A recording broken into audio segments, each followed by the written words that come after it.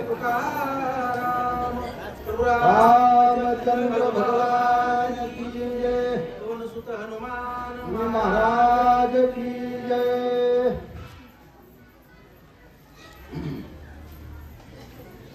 चंचुने चुंबेले सिद्धेसी तेने मुखे बक्षितो निरयासी रामी देखणे दिदल्या डोळ्यासी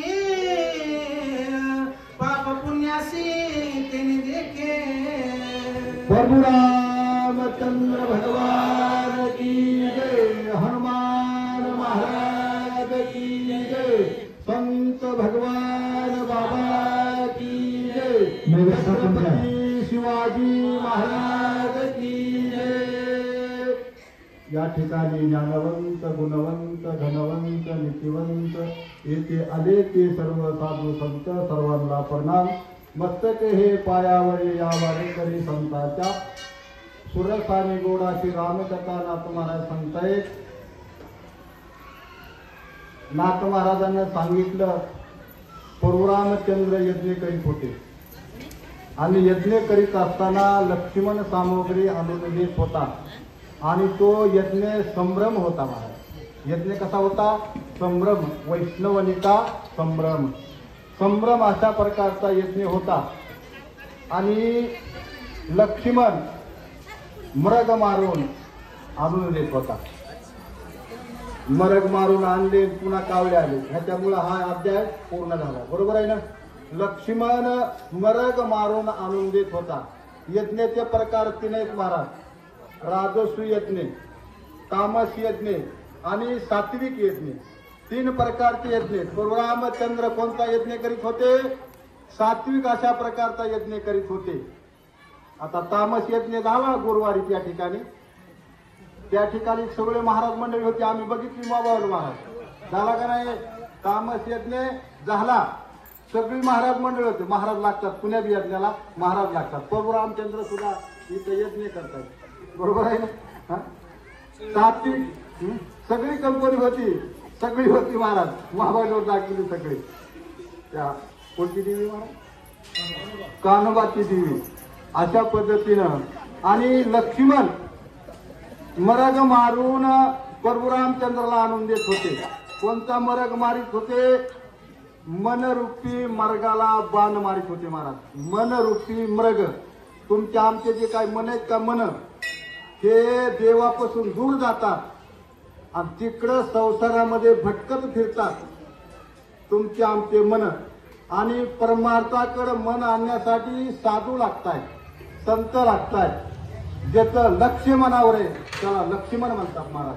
ज्याचं लक्ष कुणावर आहे? मनावर आहे, त्याला लक्ष्मण म्हणतात। असं मृगरूपी मन मारून लक्ष्मण रामरूपी यज्ञामध्ये आहुती देत होते। सगळ्याने संसार रूपी मृग मारण्याला या आणि सगळे या रामरूपी यज्ञामध्ये हजर झालेले आहेत महाराज। ज्यांचा ज्यांचा संसार रूपी मनाचा जो काय मृग मेलाय का ते या ठिकाणी आलेले आहेत। ज्यांचा संसार रूपी मृग मेला नाही का ते तिकडच आहेत महाराज, ते इथं येत नाहीत। अशा प्रकारचे मृग मारले परशुरामचंद्राचे मनरूपी मृग महाराज। हा सात्विक यज्ञ झाला। आणि तामस यज्ञ बाण मारणे, हरिण आणणे, यज्ञात टाकणे, हा कोणता झाला? तामस यज्ञ झाला। अशा प्रकारे आणि ज्यावेळेस ते यज्ञाचं जे काय मांस खाण्यासाठी कावळे येतात ना, बरोबर आहे ना? खातात कावळे, काय खातात कावळे? मांसच खातात ना, बरोबर आहे ना? काय दुसरं काहीच खात नाही, कावळ्याला तेच आवडत। आंब्याला लागला पाड, कावळ्याला सुटला मूग रोग, आणि लिंबोळ्याला पाड लागला ना ते गटागट गिळीत, बरोबर ना? वस्तुस्थिती आपण पाहतो ना, तशा पद्धतीने त्या यज्ञामध्ये तो कावळा आला आणि सीतेला बघितलं, अशी कथा झाली। आता मला पुढे नाही सांगायचं, जी माझ्या विषयाला ओवी आली का तेच मी सांगणार आहे। ज्या चुंचीनं सीते मातेचे चुंबन घेतले कावळ्यानं, ती चुंच काय करती? कावळा हौसानी पाळीला, परंतु जातीवरी गेला, चुंच बुडवितो नरकात।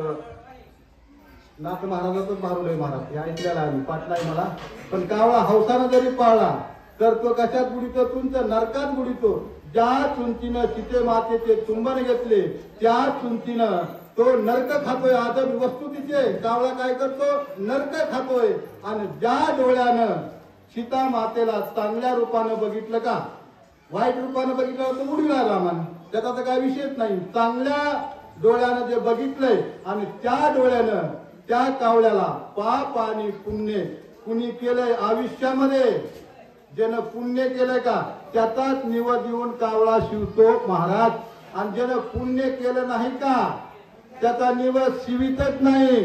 पोरं येतात, शपथ घेतात, पुरी येतात, शपथ घेतात, माझ्या फलाण्याचा माझ्या बिस्ताण्याचा निवड शिवावं असे म्हणतात, तरी सुद्धा निवड शिवित नाही. कावळ्याला चांगल्या डोळ्याने सीता मातेकडे बघितलं म्हणून ती दृष्टी प्राप्त झाली असे नाथ महाराज सांगतायत. आणि मग गाय आणावं लागते महाराज. शेवट काय करावं लागते, गाय आणावं लागते. ज्या डोळ्यानं चांगल्या प्रकारे सीता मातेकडे बघितलं त्या डोळ्यानं पाप पुण्य कावळ्याला कळतंय. आणि म्हणून तो कावळा नैवेद्य मेलेल्या माणसाचा 10व्या दिवशी शिवतो असे नाथ महाराज आपल्या रामायणामधून सांगतायत. ऐका, ज्यांच्या गाड्या जिथं माता माऊल्या जेवाय बसतात तिथं